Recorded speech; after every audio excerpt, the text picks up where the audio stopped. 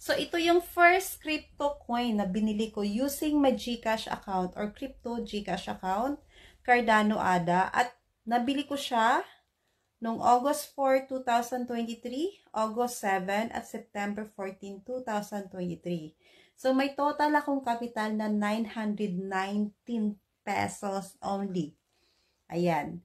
So, nakita nyo dito guys, halagang 100 pesos noong August 14, nakabili ako ng 16 pesos pa lang yung price niya. Okay, 16 pesos pa lang.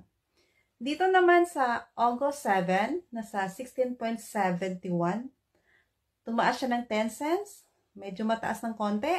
Dito naman nung September 14, bumaba siya. Kaya nilakihan ko na 700 pesos na yung ating capital. Ayan. So, nakita nyo guys, ulitin ko, 919 pesos na yung ating capital. At ito na po yung price niya ngayon.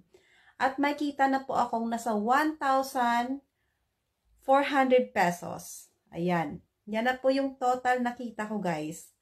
So, for almost 6 months, I think. 6 months. So, 7 months na. Ito na yung total na tubo na aking pera. 1,400.